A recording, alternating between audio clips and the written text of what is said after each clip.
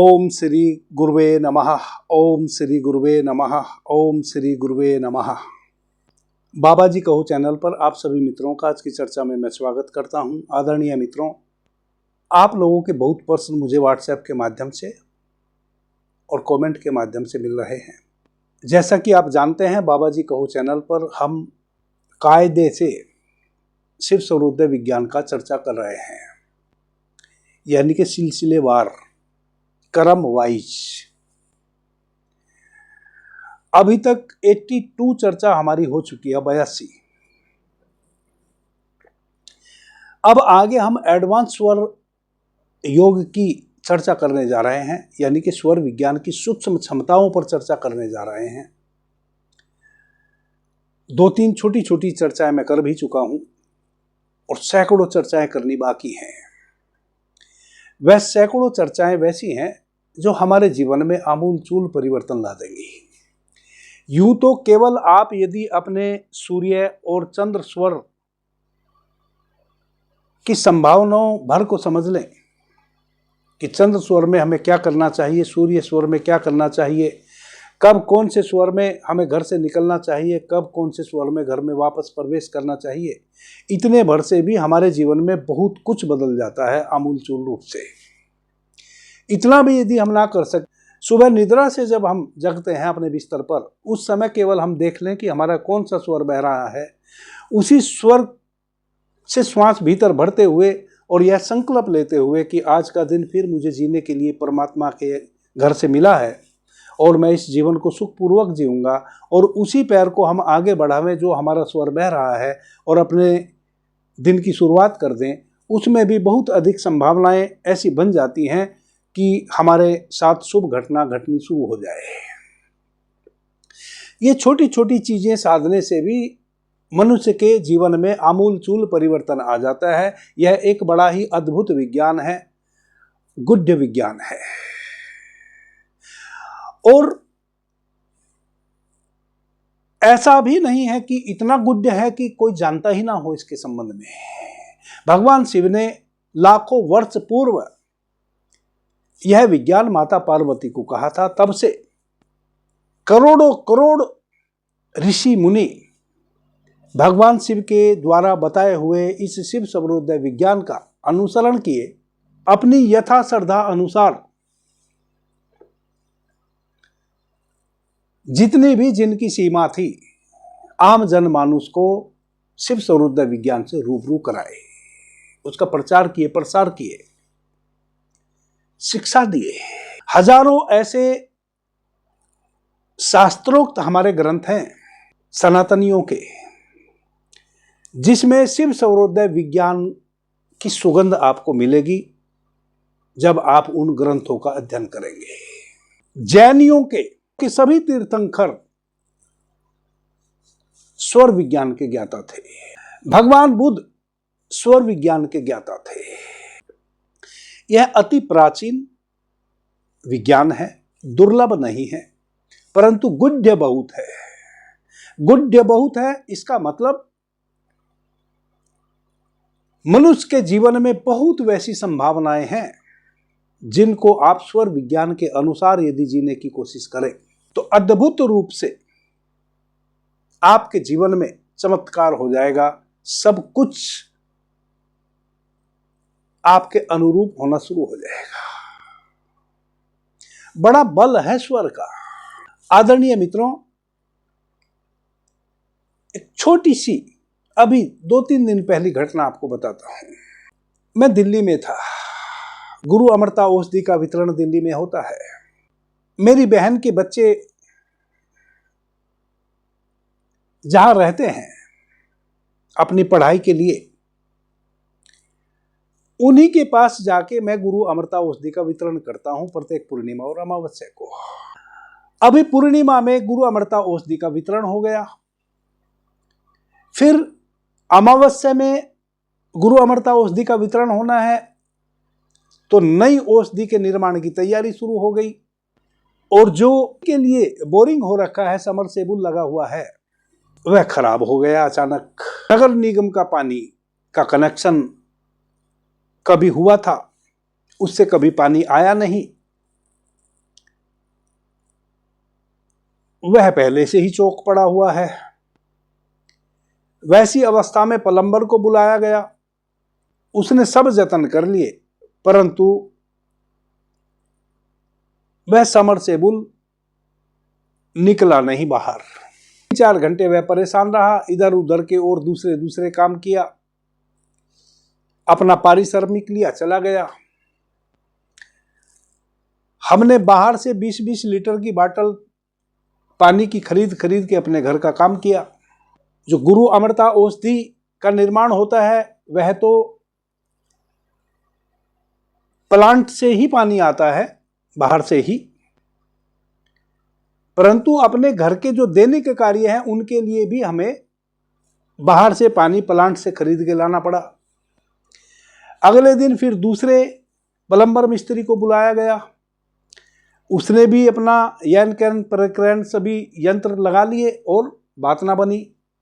Last में वह plumber बोला कि यह आपको जो आपका समरसेबुल है वह अंदर फंस गया है, उसमें कोई ईंट का रोड़ा इत्यादि कुछ चला गया है, जिसके कारण अब वह नहीं निकल रहा है और वह अब कभी नहीं निकलेगा, वह समाप्त हो गया, अब आपने दूसरा बोरिंग करवाना पड़ेगा। तब अंत में मुझे ही अपने स्वर की शक्ति का प्रयोग करना पड़ा। अमूमन मैं पहले भी कई बार कहा हूं, मैं अपने किसी भी कार्य को सिद्ध करने हेतु कोई भी प्रयोग अपने लिए कभी नहीं करता। मैंने अपने पूरे जीवन को अस्तित्व के ऊपर छोड़ रखा है। परमात्मा जैसा कराए वैसा होए, वही मुझे स्वीकार है। अच्छा होए तो, बुरा होए तो, क्योंकि मैं वैसा मानता हूं कि यदि मेरे जीवन में मुझे कष्ट जैसा कुछ प्रतीत होता है तो निश्चित रूप से परमात्मा की वैसी ही इच्छा है और मुझे वह स्वीकार है। जो मैं कह रहा हूं यह सत्य है, मैं वैसे ही जीता हूं। इसलिए मैं कम से कम अपने लाभ हेतु किसी भी विद्या का उपयोग नहीं करता, कभी भी नहीं करता। आज करना पड़ा। मैंने अपनी स्वर की शक्ति से अपने सूर्य स्वर को सक्रिय किया, श्वास को भीतर रोका और संकल्प लिया कि मैं इस समरसेबुल को मैं बाहर निकाल पाऊंगा। मैंने मिस्त्री को कहा, उसने अपना सारा सामान समेट लिया था जाने के लिए। मैंने उसको कहा कि ठहरो, रुको, एक बार मेरे साथ वापस से हाथ लगवाओ। और वह तीन चार व्यक्ति मेरे से पहले अपनी पूरी शक्ति लगा चुके थे। वापस उस मिस्त्री ने मेरे साथ जब उस समरसेबुल को निकालने का प्रयास किया, वो खट से निकलने लगा। मैं अपनी तारीफ नहीं कर रहा हूं, यह स्वर की शक्ति है। इसलिए कहते हैं कि शिव सर्वोदय विज्ञान बड़ा गुह्य है, बहुत रहस्यमयी है। अब इसको कहां कहां कैसे आपने अपने जीवन में अप्लाई करना है, यह केवल अभ्यास का विषय है। निरंतर यदि आप अपने श्वासों के प्रति केंद्रित रहेंगे तो निश्चित रूप से आप जैसा अपने जीवन में चाहते हैं वैसा होने लगेगा। जितने भी पर्सन अभी मेरे पास आए हैं इधर 3-4 दिनों में, चूंकि नया वर्ष शुरू हुआ है, प्रत्येक मित्र चाहता है कि नए वर्ष में हम शिव सर्वोदय विज्ञान को सूक्ष्मता से जी लें, जान लें। सभी मित्रों से निवेदन है, चूंकि वह कहते हैं कि हम सब सीख गए, सब समझ लिए, परंतु अभी भी हमें तत्व का ज्ञान नहीं हो रहा है, जबकि तत्व का ज्ञान करना बड़ा सहज है। मैंने अभी कल की चर्चा में ही जस्ट जो अभी पिछली चर्चा है उसमें मैंने बताया कि आप अपने विचारों से भी तत्वों की पहचान कर सकते हैं। कि एक मित्र ने पूछा है, वह स्वर विज्ञान को बड़ी सूक्ष्मता से जीने का प्रयास कर रहे हैं, जी रहे हैं, अभ्यास कर रहे हैं। उन्होंने मेरे से पूछा कि गुरुजी आपने जैसे कि बताया कि अपने विचारों से हम अपनी श्वासों में तत्वों की पहचान कर सकते हैं। तो उन मित्र ने मेरे से पूछा कि क्या अपने विचारों से हम तत्वों को चेंज भी कर सकते हैं। बिल्कुल कर सकते हैं। यही तो रहस्य है शिव सर्वोदय विज्ञान का। जैसे अभी आपको क्रोध आया हुआ है, इसका मतलब अग्नि तत्व बह रहा है, वह भी सूर्य स्वर में। अब जब क्रोध आ रहा है तो विचार भी आ रहा है। क्रोध और विचार साथ चलेंगे ना, क्योंकि वस्तु या व्यक्ति पर आया है ना। स्वयं पर तो क्रोध बड़ा मुश्किल ही आता है, क्योंकि स्वयं को तो हमें वैसा ही लगता है कि जैसे जो भी हम सोचते हैं, जो विचारते हैं, जो करते हैं, जो बोलते हैं, वह सब सही है, जो भी गलत है वह दूसरा है। जबकि यह जरूरी नहीं कि हम हर समय सही हों, हम गलत हो सकते हैं। अब क्रोध आया हुआ है, वह किसी व्यक्ति या वस्तु पर ही आया है। विचार आ रहा है, यदि वस्तु पर आया है तो उस वस्तु को तोड़ने का, फोड़ने का मन करता है। कई बार आप क्रोध में अपने घर का सामान पटकते भी हैं, कीमती सामान तोड़ भी देते हैं, भले बाद में फिर पछताते भी हैं, या उसके अभाव में जीते हैं। कोई ऐसा सामान तोड़ दिया जिसके बिना अब जीना मुश्किल है, तो फिर उसके अभाव में जीते हैं। 1-2-4 बार मैंने भी ऐसा अपने जीवन में किया है। या किसी व्यक्ति पर आपको क्रोध आया है, तो उससे अब आप नाना प्रकार से निपटने का सोच रहे हैं, आपके भीतर विचार चल रहा है। इसका मतलब तीव्रता से अग्नि तत्व बह रहा है और सूर्य स्वर में बह रहा है। तो सबसे पहले तो आप अपने श्वास को चेंज कर लें। यदि श्वास चेंज नहीं करना, तत्व ही चेंज करना है, तो अग्नि तत्व के विपरीत आप जल तत्व को सक्रिय कर सकते हैं। जल तत्व में और पृथ्वी तत्व में जो हमारे विचार होते हैं वह स्थायित्व के होते हैं और सौम्य होते हैं, वह किसी को नुकसान पहुंचाने के नहीं होते। तो आप सहज हो सकते हैं। क्रोध आ रहा है, नाना प्रकार के विचार चल रहे हैं, आप उन विचारों को कोई मूल्य ना दें, बिल्कुल भी मूल्य ना दें, और आप भीतर सोचना शुरू कर दें सौम्य। कुछ ही क्षणों में आपका तत्व चेंज हो जाएगा। जिस तत्व के जो लक्षण हैं, यदि वह लक्षण आपको समझ में आ जाते हैं, जैसे ही वह लक्षण आप अपने विचारों में पैदा करेंगे, या खाने पीने की वस्तु भी वैसी खाएंगे जो जिस तत्व का परिचय देती हो। जैसे पृथ्वी तत्व का जो रस है वह मधु रस है, जल तत्व का कसाय रस है। अब यदि क्रोध आ रहा है और सूर्य स्वर में अग्नि तत्व बह रहा है, तो कसाय रस का सेवन करें। और भी कुछ ना मिले, एक लवंग उठाएं और अपने मुंह में रख लें, क्योंकि लवंग जो है वो कसाय रस से भरी पूरी है। यदि आप कहीं खेत में हैं, जंगल में हैं, तो बहुत सारी ऐसी वनस्पतियां हैं जो कसाय रस से भरपूर है। जैसे जामुन का एक पत्ता तोड़ के चबा लें, वह भी कसाय रस से भरपूर है। आम का पत्ता मुंह में चबा लें, उसमें भी थोड़ा सा कसाय रस होता है। तो इस प्रकार से आप अपने विचार से या अपने मुंह के स्वाद को चेंज करके बाहर से कोई औषधि वैसी, कोई भोजन वैसा, कोई खाने की वैसी चीज जो उस तत्व के विपरीत हो, तो वह तत्व चेंज हो जाएगा।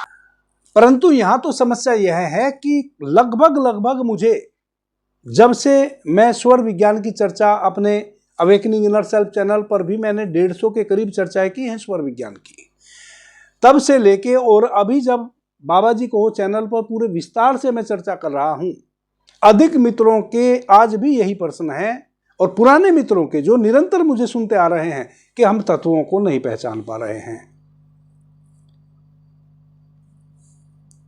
तो वैसे मित्रों के लिए आज मैं बड़ी सूक्ष्म एक और विधि तत्व को पहचानने की बताता हूं। इससे पहले आज एक और छोटी सी चर्चा मैं करना चाहता हूं, क्योंकि एक मित्र मुझे लगातार व्हाट्सएप पर मैसेज कर रहे हैं। मैंने सोचा उनको उत्तर देने से अच्छा है कि मैं वीडियो में ही चर्चा उस बात की कर दूं, क्योंकि हो सकता है और मित्र के भी वैसे पर्सन हो, और निश्चित रूप से होंगे यदि आप स्वर विज्ञान को सीख रहे हैं। उन मित्र ने किसी के द्वारा रचित कोई पुस्तक पढ़ी है जिसमें दोहे के माध्यम से, जैसे चरणदास जी ने दोहे के माध्यम से अपनी बात कही है, वैसे और बहुत सारे संत हुए हैं जिन्होंने स्वर विज्ञान को दोहे के माध्यम से कहा है। तो जो मित्र मुझे कई दिनों से प्रश्न कर रहे हैं और मेरे से अपेक्षा रख रहे हैं कि मैं उनके प्रश्न का उत्तर दूं, वह इस दुविधा में है कि उस पुस्तक में लिखा है दोहे के माध्यम से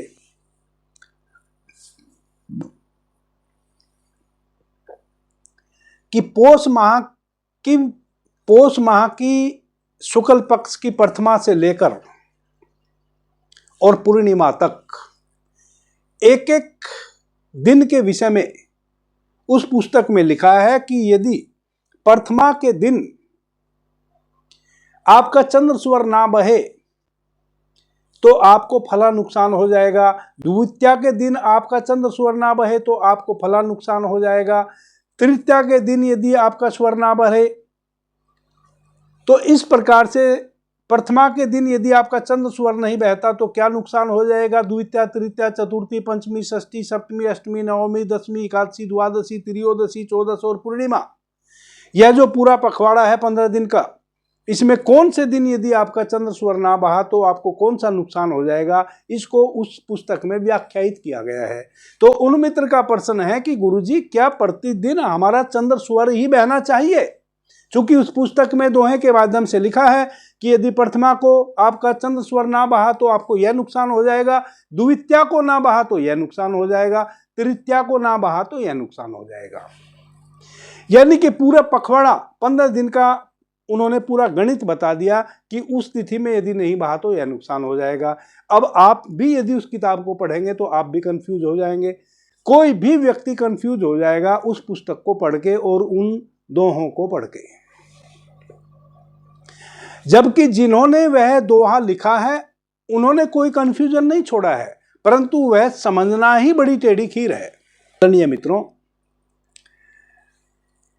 उन संत ने अपनी पुस्तक में दोहे के माध्यम से यह बताने का प्रयास किया है कि यदि आपका शुक्ल पक्ष की प्रथमा को चंद्र स्वर नहीं बहता है तिथि के अनुसार, और वह द्वितीया को भी नहीं बहता है, तृतीया को भी नहीं बहता है, चतुर्थी, पंचमी, षष्ठी, सप्तमी, अष्टमी, नवमी, दसवीं, एकादशी, द्वादशी, त्रयोदशी, चौदश और पूर्णिमा पूरे पखवाड़े नहीं बहता है, तो आपको वह नुकसान हो जाएंगे जो उस दोहे के माध्यम से उस पुस्तक में लिखा हुआ है।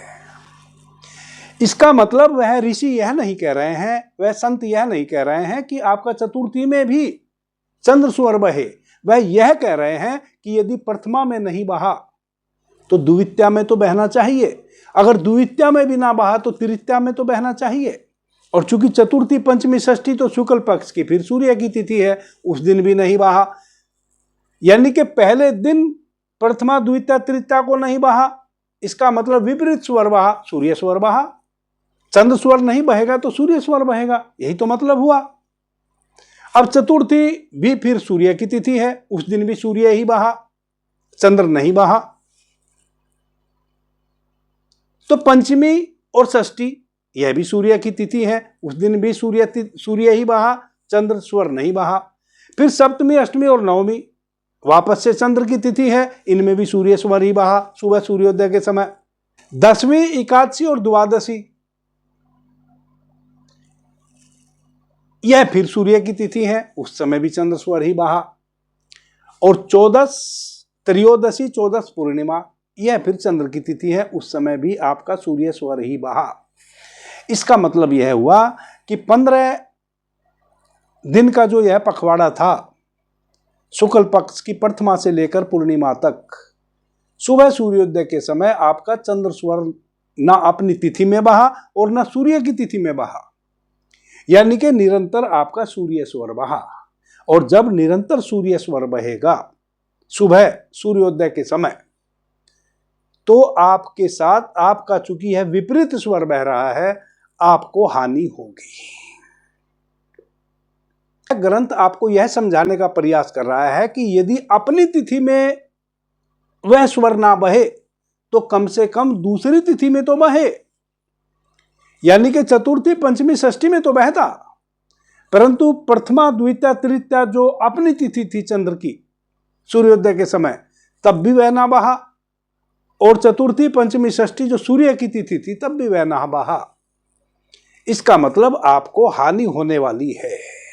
और कब कब नहीं बहा तो किस प्रकार की हानि होनी है, यही उसमें बताने का प्रयास किया है। उसमें यह बताने का प्रयास बिल्कुल भी नहीं किया है उन संत ने, जिनकी भी आपने वह दोहे मुझे भेजे हैं, कि आपका 15 दिन लगातार सुबह सूर्योदय के समय चंद्र स्वर बहना चाहिए। यह उनका मतलब नहीं है। उनका मतलब केवल इतना है कि यदि प्रथमा द्वितीया तृतीया चतुर्थी पंचमी षष्ठी सप्तमी अष्टमी नवमी दसवीं एकादशी द्वादशी त्रयोदशी चौदस और पूर्णिमा, यह 15 के 15 दिन का जो एक पखवाड़ा है, इसमें आपका चंद्र स्वर बहा ही नहीं, सूर्य ही स्वर बहता रहा, तब आपको कौन कौन से नुकसान हो जाएंगे। 3 दिन सूर्य स्वर लगातार बहेगा तो यह नुकसान होगा, 4 दिन बहेंगे तो यह नुकसान होगा, 5वें दिन भी सूर्य स्वर ही बहेगा तो यह नुकसान होगा, 6ठे दिन यह, 7वें 8वें 10वें, इस प्रकार से 15 दिन तक यदि सूर्य स्वर ही बहता है तो उन संत ने बड़ी सूक्ष्मता से आपको बताया है कि यह नुकसान आपको होता चला जाएगा। दूसरा, जिन मित्रों को इतनी सारी विधि तत्वों को पहचान करने की बताई है, फिर भी यदि तत्व पहचान में नहीं आ रहे हैं, तब उन मित्रों को क्या करना चाहिए, रीढ़ सीधी करके बैठ जाएं, अपने आज्ञा चक्र पे अपने ध्यान को लेके जाएं। जोन सा भी आपका स्वर सक्रिय है, जिस समय आप इस प्रक्रिया से गुजरें, उस स्वर को फील करें। कैसे फील करना है? आती जाती श्वास को फील करें।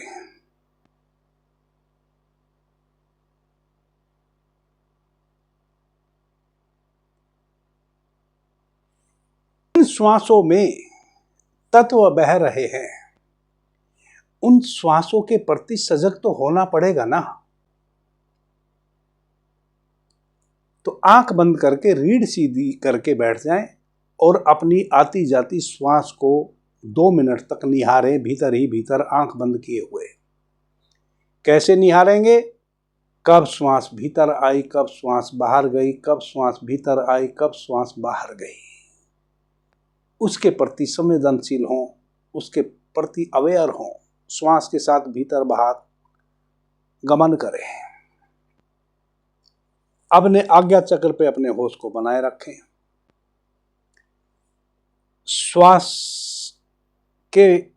श्वास की आवन जावन से अब आप जुड़ गए। 2 मिनट बाद केवल ओम ध्वनि का उच्चारण करें। ओ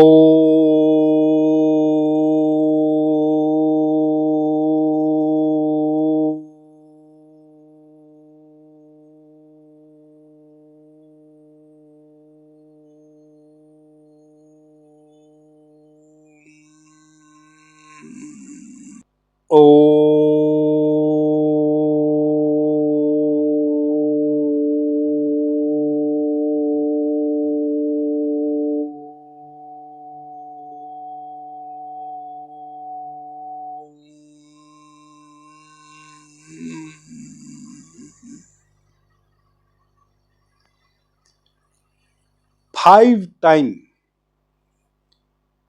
जितनी धीमी गति से हो सके आप ओम ध्वनि का उच्चारण करें। आंख बंद रखें, अपने पूरे होश को, अपने पूरे अवधान को अपने आज्ञा चक्र पे लगा के रखें, दोनों बाहों के बीच में, जहां मैंने तिलक लगाया है, जहां माताएं बहनें बिंदी लगाती हैं। अब चुप हो जाएं। 5 टाइम आपने ओम मंत्र का उच्चारण किया। 6ठे टाइम वापस से जब आप श्वास भीतर भरेंगे, श्वास को भीतर ही रोक लें और अपने आज्ञा चक्र पे देखें किस कलर का बिंदु आपको प्रतीत हो रहा है। यदि आपको येलो कलर का बिंदु आपके आज्ञा चक्र में अंडाकार स्थिति में येलो कलर का बिंदु यदि आपको प्रतीत हो रहा है, बड़ा छोटा सा, तो पृथ्वी तत्व बह रहा है। सिल्वर व्हाइट कलर का यदि आपको बिंदु प्रतीत होता है तो जल तत्व बह रहा है। रेड कलर का बिंदु प्रतीत होता है तो अग्नि तत्व बह रहा है। गहरे रंग का हरा नील वर्ण लिए हुए बिंदु प्रतीत होता है तो वायु तत्व बह रहा है। और ब्लैकनेस लिए हुए विभिन्न रंगी बिंदु यदि आपको प्रतीत होता है तो आकाश तत्व बह रहा है। एक बात का ध्यान रखें, यह विधि बड़ी छोटी सी है, परंतु यह विधि यदि आप करेंगे इस प्रकार से जैसे मैंने बताया, निष्फल नहीं है। अगर इस विधि से भी आप अपने भीतर तत्वों को नहीं जान पाए, इसका मतलब ना तो आपको मेरी बात समझ में आ रही है, ना आप अभ्यास कर पा रहे हैं, क्योंकि यह अल्टीमेट है। यदि ओम शब्द की ध्वनि करके यदि आपने 2 मिनट अपनी श्वासों से जुड़ा, सच में यदि जुड़ा, और फिर 5 टाइम ओम मंत्र की ध्वनि का धीमी गति से लयबद्धता के साथ उच्चारण करते हुए अपने होश को अपने आज्ञा चक्र पे टिका के रखा, और फिर छठी श्वास भीतर ली, उसको रोका और रोक के उस अपने आज्ञा चक्र में बिंदु को देखने का प्रयास किया। जिस कलर का भी बिंदु है वही तत्व बह रहा है। यदि कोई बिंदु आपको नहीं दिखाई दे रहा है, इसका मतलब आप केवल मानसिक रूप से चीजों को समझ रहे हैं, अभ्यास नहीं कर रहे हैं। मेरे पास अब आपके लिए फिर दूसरा और कोई उपाय नहीं है, क्योंकि चीजें वैसी हैं कि आपने इनका अभ्यास करना होता है। आप केवल मानसिक रूप से यदि समझ रहे हैं तो कभी भी आप अपने श्वासों में तत्वों को नहीं जान पाएंगे। तत्वों को तो छोड़ो, आपको कभी भी एक्यूरेट यही नहीं पता चलेगा कि आपका कौन सा स्वर बह रहा है। बहुत सारे मित्र आते हैं मेरे सामने, कोई प्रश्न करता है, मैं पूछता हूं आपका कौन सा स्वर बह रहा है, तो कभी इधर, वो 10 बार देखते हैं, फिर भी उनको पता नहीं चलता कि उनका कौन सा स्वर बह रहा है। मैं तो पता लगा लेता हूं एक क्षण में कि उनका कौन सा स्वर बह रहा है, परंतु उनको अपने स्वर का स्वयं ही पता नहीं चलता। वह कभी इधर देखेंगे, कभी इधर देखेंगे, 10 बार देखेंगे। मैं समझ जाता हूं कि ये इतने बेहोश हैं कि इनको अपनी आती जाती श्वास का भी नहीं पता कि कौन सी नासिका से उनकी श्वास जा रही है। यह क्या स्वर विज्ञान को जिएंगे। और फिर वैसे ही लोग स्वर विज्ञान जैसे सूक्ष्म विज्ञान को, जो अति दुर्लभ है, जो बड़ा गुह्य है और जो आपका बहुत प्यारा मित्र बन सकता है, उसको भी निकृष्ट दृष्टि से देखना शुरू कर देते हैं कि यह सब बेकार की बातें हैं, कुछ नहीं होता। ऐसे भी मैसेज मुझे आते हैं कि क्या बकवास करते रहते हो, ये स्वर विज्ञान क्या होता है। कम से कम प्रतिदिन 4-6 मैसेज मुझे आते हैं। मैं उनकी दशा अवस्था समझ सकता हूं, इसलिए उनके ऊपर तरस आता है। मुझे उनके ऊपर क्रोध नहीं आता, तरस आता है कि जो घटना इनके साथ 24 घंटे घट रही है उसको भी ये झुठला रहे हैं। और झुठलाना तो एक बात हुई कि आप ना माने किसी चीज को, दूसरा ना माने उसके लिए भी प्रयास कर रहे हैं, यानी कि मुझे भी धमका रहे हैं कि आप यह क्या बकवास कर रहे हैं, बंद करो। आदरणीय मित्रों, यह छोटी सी चर्चा, आपके प्रश्नों का उत्तर भी इसमें था, और जो यह विधि ओम का नाद करते हुए, ओम मंत्र का नाद करते हुए आपको मैंने बताई है, यह कभी निष्फल नहीं जाती है। यदि आप इस प्रकार से चाहे तो आपको तत्वों का बिल्कुल एक्यूरेट पता चलेगा कि कब कौन सा तत्व आपकी श्वास में बह रहा है। यदि चंद्र स्वर उस समय बह रहा हो जब आप इस विधि को करने जाएंगे, तो फिर चंद्र स्वर पे 2 मिनट आप ध्यान देवें, आती जाती श्वासों को देखें और फिर अपने आज्ञा चक्र पे ध्यान को रखते हुए ओम मंत्र का उच्चारण करें और जैसा भी बिंदु जिस कलर का आपको दिखाई दे रहा है उससे यह पता करें कि कौन सा तत्व आपकी श्वासों में बह रहा है। और यह इसलिए ज़रूरी है क्योंकि आगे एडवांस स्वर विज्ञान की जो हम चर्चा कर रहे हैं, यदि आपको अपनी श्वासों में तत्वों का आज तक पता नहीं चला तब वह चर्चा आपके किसी भी काम की नहीं है। आप उसको सुनेंगे भी परंतु कोई लाभ ना ले पाएंगे। दूसरा, बहुत सारे मित्रों के मेरे पास मैसेज आते हैं कि गुरुजी हम स्वर विज्ञान आपके समीप आकर सीखना चाहते हैं। मैं उन मित्रों से निवेदन पूर्वक कहता हूं कि मेरे पास वैसा कोई स्थान अभी नहीं है जहां मैं आपको बुला के इकट्ठा करके स्वर विज्ञान सिखा सकूं। मेरे पास अभी कोई आश्रम जैसी जगह नहीं है, एक बात। दूसरी बात, मैं बहुत ही साधारण सन्यासी हूं। मेरे पास आश्रम हो भी कैसे सकता है, मैं तो बहुत साधारण हूं। यदि आपको ऐसा लगता है कि मेरे से आप सीख सकते हैं, मैं आपको सिखा सकता हूं, ऐसा यदि आपको लगता है, मुझे तो ऐसा लगता है कि मैं इस योग हूं भी नहीं कि आपको सिखा पाऊंगा। परंतु यदि आपको वैसा लगता है कि आप मेरे से सीख पाएंगे तो आप जहां भी रहते हैं आप अपने यहां व्यवस्था करें स्वयं भी सीखने की, और कुछ और लोगों पर भी अपनी कृपा दृष्टि बरसाए, उनको भी इकट्ठा करें सीखने के लिए और मुझे बताएं वह स्थान जहां आप सीख सकते हैं इकट्ठे होकर। मैं आपको 4 से 8 घंटे का समय अपना दे दूंगा। दिल्ली शहर के 200 किलोमीटर की रेंज में यदि आप मेरे द्वारा ध्यान समाधि का कार्यक्रम या स्वर विज्ञान से संबंधित कोई क्लास मेरे से लेना चाहते हैं, यानी कि मेरे से आप सीखना चाहते हैं, या ध्यान साधना का अभ्यास आप मेरे सानिध्य में करना चाहते हैं, तो मेरे पास तो कोई व्यवस्था है नहीं, मेरे पास कोई स्थान नहीं है जहां मैं आपको बुला लूं। आप जहां रहते हैं, यदि आप दिल्ली शहर के 200 किलोमीटर की रेंज में हैं, आप अपने यहां आयोजन कर लीजिए, 10-50 मित्रों को इकट्ठा कर लीजिए। मैं आऊंगा, 4-6 घंटे की क्लास आपको दूंगा और चला आऊंगा। एक सप्ताह आप अभ्यास करेंगे, अगले सप्ताह फिर 4-6 घंटे की क्लास आपको दूंगा और चला आऊंगा अपने घर। उस क्लास देने के लिए मैं आपसे किसी से भी 1 पैसा चार्ज भी नहीं लूंगा। यहां तक कि मैं अपनी गाड़ी ड्राइव करके स्वयं आपके यहां आऊंगा। मुझे उसका फ्यूल का भी खर्च आपसे नहीं चाहिए। मैं अपने खर्चे से ही जाऊंगा और अपने खर्चे से ही वापस चला आऊंगा। आपको मेरे लिए ना भोजन इत्यादि की व्यवस्था करनी है, ना चाय इत्यादि की व्यवस्था करनी है, क्योंकि दिन में मैं कुछ भोजन लेता ही नहीं। केवल सुबह में 1 कप चाय पीता हूँ, 11 साढ़े 11 बजे फिर एक कप चाय पीता हूँ, 5 बजे फिर 1 कप चाय पीता हूँ शाम को, और रात्रि में 2 रोटी खाता हूँ, वो मैं अपने घर आके खा लूँगा। आपको सुबह की चाय मैं पी के जाऊँगा, 11 बजे की चाय मैं अपने थर्मस में लेके अपने साथ कैरी कर लूँगा। आपको ना तो मेरे लिए चाय की व्यवस्था करनी है, ना पानी की व्यवस्था करनी है, और भोजन की तो बिल्कुल व्यवस्था करनी ही नहीं है, क्योंकि भोजन मैं लेता ही नहीं हूँ। और ना मेरी गाड़ी में फ्यूल की व्यवस्था करनी है, और ना आपको किसी भी प्रकार की दक्षिणा मुझे देने की आवश्यकता है।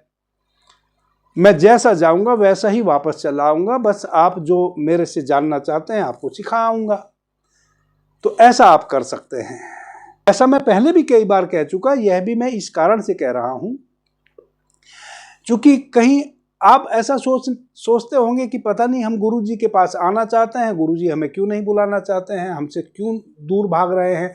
मैं आपसे दूर नहीं भाग रहा हूं, मेरे पास वैसी व्यवस्था नहीं है कि मैं आपको बुला के अपने पास रखूं और आपको सिखाऊं। मैं तो भाई बहुत साधारण सा सन्यासी हूं।